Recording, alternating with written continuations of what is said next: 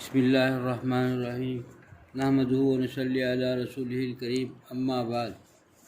دوستو عزیزو، ہم اور آپ جو اس مبارک مہینے کے آخری دنوں میں گزر رہے ہیں، اس کا تقاضا یہ ہے کہ اس کا جو ہے اصل حاصل کیا ہے، رمضان کیوں آیا ہے کہ انسان متقی بن جائے، تقوی حاصل کر لے۔ حضور اکرم صلی اللہ علیہ وسلم نے سے ایک صحابی نے عرض کیا کہ نصیحت فرما دیجیے۔ حضرت نبی کریم صلی اللہ علیہ وسلم نے نصیحت فرمائی کہ اسے تم تقوی اختیار کر لو۔ رمضان کا مہینہ تھا، کہا کہ میرے لیے کوئی خاص نصیحت فرما دیجیے۔ کہا کہ اس میں سے تم تقوی کو اپنے اوپر لازم کر لو، زندگی تقوی سے مزین کرو۔ تقوی ہر لمحہ ایسی زندگی ہو جو ہے تقوی کے ساتھ ہو، یعنی اللہ تعالیٰ کے فرما برداری میں ایسا اپنے آپ کو ڈھال دے کہ کوئی نافرمانی کا تصور بھی نہ گزرے۔ پھر کہا کہ اور نصیحت فرما دیجیے۔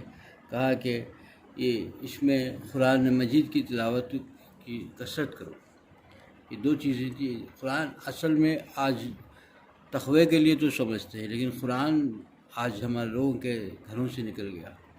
ایک زمانہ وہ تھا، آج سے پرانے زمانہ صحابہ کا زمانہ کی بات تو اور تھی، لیکن آج سے 50 سال پہلے بھی گھروں کے اندر جو ہے قرآن کی تلاوت ہر گھر کے اندر، چھوٹے گھر کے ہر فرد کے اندر قرآن کی تلاوت کا معمول تھا۔ ہر دن کوئی دن ایسا نہیں جو سویرے ہونے کے بعد قرآن کی تلاوت کے بغیر کوئی عورتیں جو ہے چولہے کے پاس جاتی ہوں، کوئی بچہ اپنے اسکول کو جاتا ہو بغیر قرآن کی تلاوت کی۔ لازم تھا، ایک زمانہ وہ تھا۔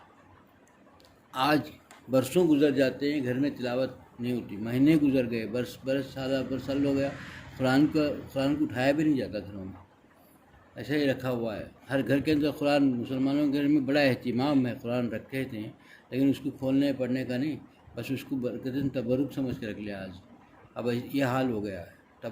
قرآن کیا ہے؟ اللہ کا کلام ہے۔ اللہ کا کلام کے لیے کیسا صبح اور شام پڑھنا چاہیے، اور پڑھنے والا بھی اپنے آپ کو جو ہے خوش نصیب سمجھے کہ بھئی اس کی سعادت نصیب ہو گئی، پڑھنے کا توفیق ہو گئی، یہ توفیق مل گئی۔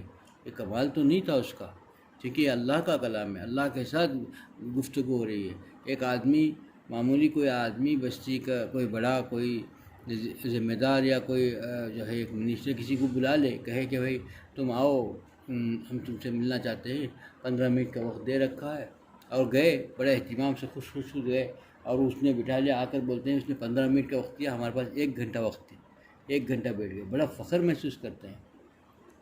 یہ نہیں کہتے کہ بھائی 15 منٹ کا دیا، بقیہ 1 گھنٹہ ضائع ہوگا میرا، وقت برباد ہوگا میرا، اور وہ بڑے خوش ہوتے ہیں۔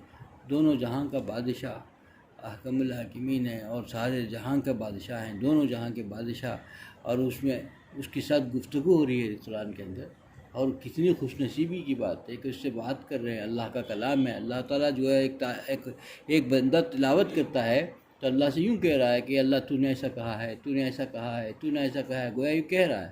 اگر سوچ کے تصور کر کے پڑھے کہ خدا تو یہ کہہ رہا ہے، تو یہ مجھ سے یہ کہہ رہا ہے، مجھ سے مخاطب ہے، تو یہ کہا ہے، تو کیسا مزہ ملے گا کہ اللہ تعالیٰ سے کہہ رہا ہے کہ بندہ کہ اللہ تو نے ایسا کیوں کہا ہے، یوں کہا ہے۔ ٹھیک ہے، کیسے قرآن پڑھتے تھے ہم؟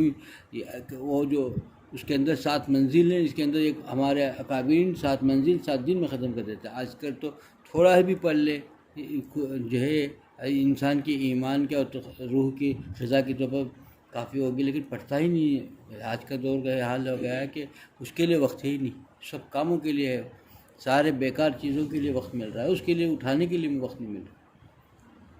اگر کسی کو کہے بھی تو وہ سمجھتا ہے، کہتا ہے کہ بھئی پوری ارادہ ہے پڑھنے کا، لیکن ہو نہیں رہا ہے، وقت نہیں مل رہا ہے۔ وقت نہیں، کیوں نہیں ملا؟ وقت نہیں، سارے کاموں کو وقت کیسا مل جاتا؟ اچانک دوسرا کام بھی آ جائے، اس کو بھی وقت مل جاتا ہے، اس کے لیے وقت نہیں ملتا۔ ہمارے بزرگوں میں ایسے بھی گزرے ہیں جو ہے رمضان میں 61 قرآن، صبح میں قرآن، رات میں قرآن، ایسے بھی گزرا ہے۔ بھائی کیسا اللہ نے وقت میں برکت دی ہوگی، کیسا ان کی تلاوت ہوگی، کیسا پیارا وقت ہوگا کہ صبح میں قرآن ہوگا، رات میں قرآن ہوگا۔ کہ صحابہ کے دور تو چھوڑیے، شیخ الحدیث رحمۃ اللہ علیہ سے فرماتے ہیں، کاندھلا میں جتنے گھروں کے اندر بچیاں نے حفظ کیا رکھا تھا، رمضان کے مہینے میں رات بھر کوئی بچی آرام نہیں کرتی، رات بھر قرآن کی تلاوت کرتی، ہر گھر کے اندر سے جو قرآن کی تلاوت کی آواز آتی تھی، اور جتنے بچوں نے حفظ کر رکھا تھا سارے بچے رات بھر ایک لمحے کے لیے بھی نہیں سوتی تھی، پورے رات بھر قرآن کی تلاوت کرتی تھی۔ یہی اصل ہے، یہی زندگی ہے، یہی تربیت ہے، یہی ایمان کا تقاضا ہے کہ اللہ تعالیٰ یہی چاہتے ہیں کہ رمضان کیسے گزرے۔ رمضان تو ایسا ہے کہ دن میں روزہ رکھے اور رات میں تلاوت قرآن پاک سے گزرے، رات بھر اللہ کے تلاوت کے لیے۔ یہی تو اصل تھا کہ رات کو اللہ کی تلاوت کے ساتھ نور پیدا ہوتا ہے، اور دن میں جو ہے روزہ رکھ کر کے نور پیدا ہوگا، تقوی کے ساتھ روزہ رکھا تو اس کے اندر دو نور مل کر کے اس کا کیسا منور ہوگا، اس کا دل کیسے منور ہوگا، کیونکہ یہ چیز یہی ہے ایسی۔ حضور اکرم صلی اللہ علیہ وسلم فرماتے ہیں کہ جو ہے یہ قرآن پاک جو ہے دوا بھی ہے اور غذا بھی ہے۔ دوا یوں کہ دل کو زنگ جو لگ جائے گا، اور دل کے اندر زنگ لگ گیا ہے تو دل قرآن پڑھنے کو دل نہیں چاہتا، اور قرآن کی تلاوت کرنے کو دل نہیں چاہتا۔ یہ جو زنگ لگنے کی علامت، یہی پہچان ہے۔ دل زنگ آلود کیسے ہے کہ انسان کوشش کرے، ارادہ کرے، لیکن نہ پڑھے، پھر بھی نہ پڑھے، سمجھو کہ جو قرآن اٹھانے کا موقع نہیں ہو رہا ہے تو سمجھو کہ دل زنگ آلود ہو گیا ہے۔ دل زنگ آلود ہونے کی علامت یہ ہے۔ تو اب یہ اس کا دوا کیا ہے؟ دوا یہی ہے کہ قرآن پڑھے، کوشش کر کے پڑھے۔ دوا بھی ہے یہ، جب تم کوشش کر کے قرآن کی تلاوت شروع کریں گے تو دل کا زنگ دور ہوگا۔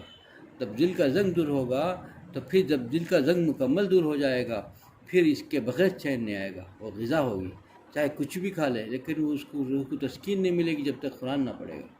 قرآن کی تلاوت جب یہ غذا ہو گئی، غذا جیسا غذا کے بغیر انسان رہ نہیں سکتا، اس سے قرآن کی تلاوت کے بغیر رہ نہیں سکے گا۔ اس کا ہر لمحہ وہی چاہے گا کہ میں قرآن کی تلاوت کروں، قرآن کی تلاوت کروں، چونکہ یہ چیز ہے ہی ایسی۔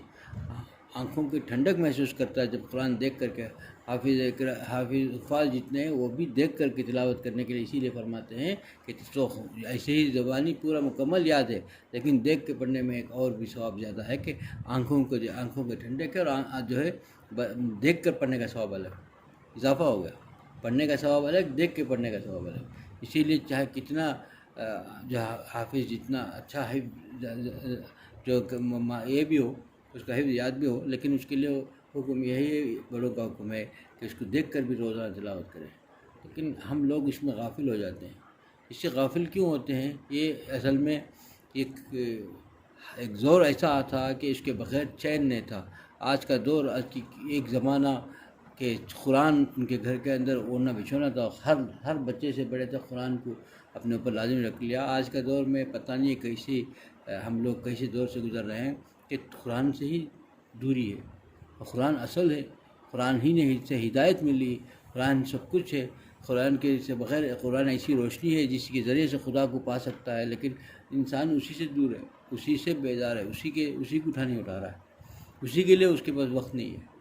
کیسا دور ہے یہ رمضان کے مہینے میں؟ اس لیے اس بات کا تذکرہ ہوا کہ رمضان ایک ایسا مہینہ ہے، یہ اللہ کا وعدہ بھی ہے اور بزرگوں کا تجربہ بھی ہے کہ رمضان میں کوئی بھی خیر، کوئی بھی نیک عمل رمضان میں شروع کر دیا جائے تو اللہ تعالیٰ اس رمضان کی برکت سے اسے سال بھر اس کے اندر جو ہے سال بھر اس عمل کو کرنے کی توفیق دے دیتے ہیں۔ بس ہمت اور ارادہ اور پکی نیت کے ساتھ، ارادے کے ساتھ اگر کسی نے رمضان میں تہجد کا جو ہے اہتمام کر لیا اور سچے دل کے ساتھ اور پورے یقین کے ساتھ پورے ایک دن بھی جو ہے تہجد ناغا نہیں ہوا اور ارادہ بھی پکا کر لیا کہ میں ہمیشہ تہجد پڑھوں گا، تو اللہ تعالیٰ اس رمضان کی برکت سے سال بھر اس کی تہجد کی توفیق دے دیں گے۔ کسی کو جو ہے قرآن کی تلاوت سال بھر نہیں ہوتی، رمضان میں یہ ارادہ کرے کہ میں سال بھر قرآن پڑھوں گا، چاہے کچھ بھی ہو جائے، کھانے کو وقت نہ ملے تو نہ ملے، لیکن میں قرآن کے لیے وقت نکال کے پڑھوں گا۔ اللہ تعالیٰ اس کے وقت میں برکت بھی دیں گے اور قرآن پڑھنے کی توفیق بھی دے دیں گے، کیونکہ اللہ تعالیٰ توفیق دے یہ اسی سے ہوگا، یہ کمال نہیں ہے اللہ کیونکہ اللہ کا کلام ہے، اللہ کا کلام اللہ تعالیٰ جس بندے کو چاہیں گے اسی سے ہوگا۔ بس بندہ ناقدری کرے گا اور ناشکرہ بن جائے گا اللہ کی نعمتوں کو لے کر کے۔ کیسی یہ چیز ہے کہ اللہ اتنی نعمتیں دے رہے ہیں، ہر لمحہ نعمتیں دے رہے ہیں، لیکن اسی کے کلام کو پڑھنے سے جو انسان جو ہے دور جا رہا ہے، اسی سے بھاگ رہا ہے، وہ پڑھنا اسے بھاری لگ رہا ہے۔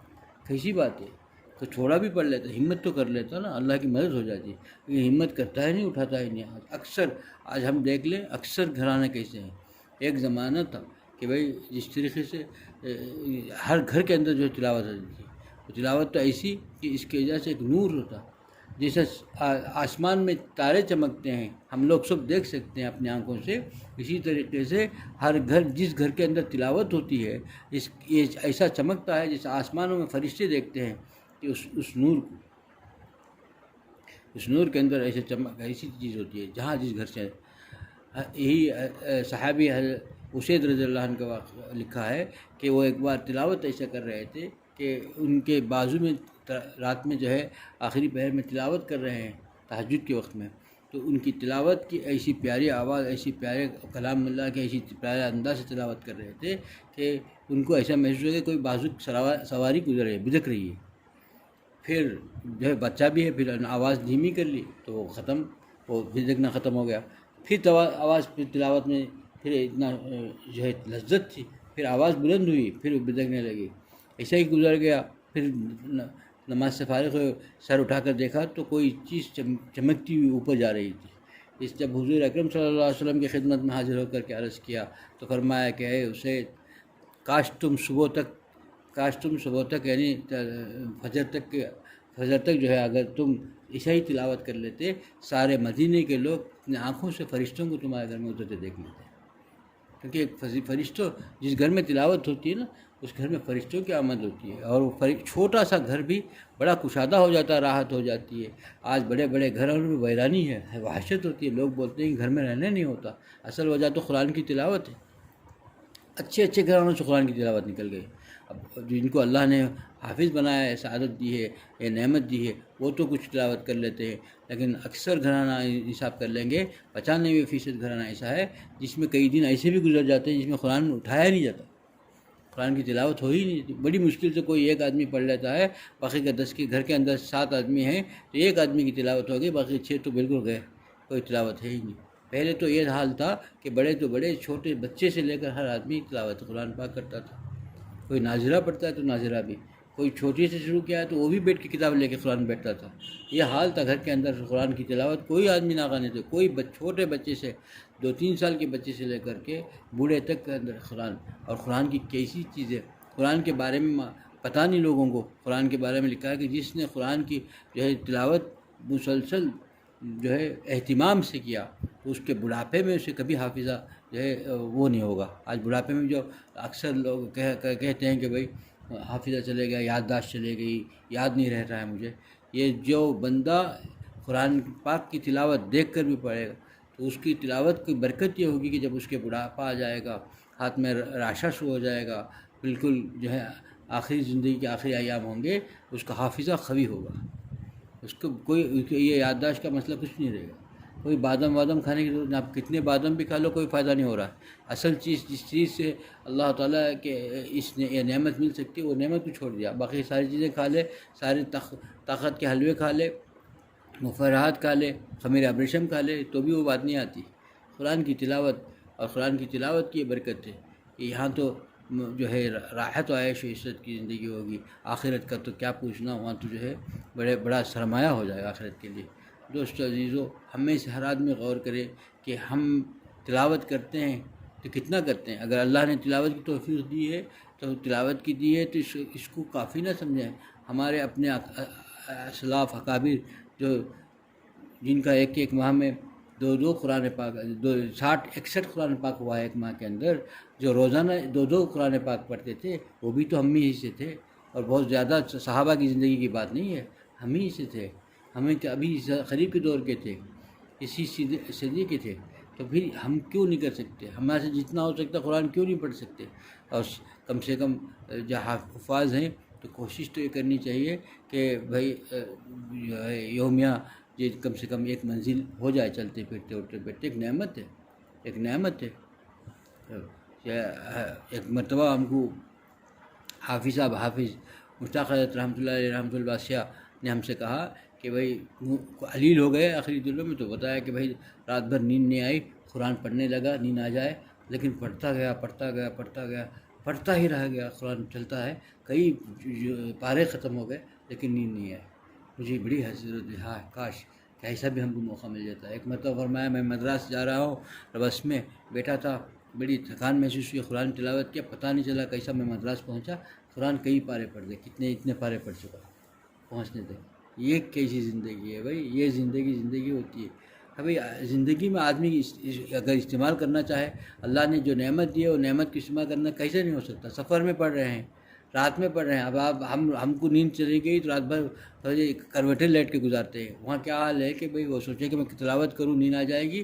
مجھ سے کہا تھا برارس، میں نے کہا کہ اس کو نہیں، مجھے آنسو آ گئے، مجھے سوچا کہ کاش میں بھی حافظ قرآن ہوتا تو ہم بھی کیسے پڑھ لیتے، کیونکہ ایک حسرت ہوتی، کیسی نعمت ہے، کتنی بڑی نعمت ملی، کیسی دولت ملی بھائی۔ رات انہوں نے کیسے گزاری؟ اب نیند آتی تو بھی وہ نعمت نہیں تھی جتنی ایسی نعمت مل گئی، رات بھر کتنے پارے تلاوت ہو گئے، اور پھر ایسے ہی سفر، کیسے سفر پیارا سفر ہو گیا۔ دوستو عزیزو، تلاوت قرآن پاک سے جو آدمی اپنے ایک لگاؤ پیدا کر لے گا، اس کو چین نہیں آئے گا۔ روح کی غذا ہے وہ، جتنے اللہ کے خاص بندے ان کی روح کی غذا ہے۔ آج ہم تھوڑا بہت پڑھ لیتے ہیں تو کافی سمجھتے ہیں، کافی نہیں ہے یہ جتنا یہ محبت کی کمی ہے۔ محبت کا تقاضا کیا ہے؟ جتنا بھی پڑے گا اور تشنگی بڑھے گی۔ ایک مشروب پیا بہت لذیذ ہے، بہت ٹھنڈا ہے، تو کیا چاہتا ہے دل؟ اور پی لے، اور پیٹ بھی بھر جائے، کہتا ہے دل اور بھی پی لے، تھوڑی دیر کے بعد پھر پیوں گا، اتنا ہے کہ پی ہی نہیں سکتا، پیٹ بھر چکا ہے، لیکن اس کا دل نہیں بڑھتا، چاہتا ہے کہ اور بھی پیوں۔ تو یہ ہونی چاہیے تلاوت کے ساتھ بھی۔ ہمارا حال دیکھیے، اب جس کو ہم کافی سمجھ رہے ہیں، کافی نہیں ہے یہ، کافی یوں سمجھ رہے ہیں کہ ہم اپنے ایک پیمانہ بنا لیا ہے، بس آج روزانہ 1 پارہ ہو گیا، 2 پارہ ہو گیا، بس کافی ہے، کافی نہیں ہے۔ تو یہ اس کی کمی ہے، یعنی ہمارے اندر وہ محبت کی چنگاری، خدا کی محبت اور اللہ تعالیٰ کے اس کلام کے ساتھ ایک لگاؤ جو ہے وہ نہیں پیدا ہوا۔ اگر ہو جاتا تو ایسا تڑپتا انسان کہ جتنا بھی پڑے گا کم رہے گا، اس کے لیے محسوس ہی نہیں ہوگا۔ بولے کہ روک بھی دیتا تھا، اگر طبیب روک بھی دے بھائی تم کو گرمی ہو رہی ہے، تم کو نہیں ہو رہا ہے، تمہاری طبیعت کو نہیں ہو رہا ہے، تو بھی نہیں مانے گا، کہے گا کہ بھائی اسی سے میری صحت بنے گی، یہی میرے لیے جو ہے دوا بھی ہے، یہی میرے لیے غذا بھی ہے۔ یہ ہونی چاہیے، یہ اصل ہے۔ اللہ تعالیٰ مجھے بھی اس پہ عمل کی توفیق عطا فرمائے، اور آپ لوگوں بھی اس پہ عمل کی توفیق عطا فرمائے۔ وآخر دعوانا الحمد للہ رب العالمین۔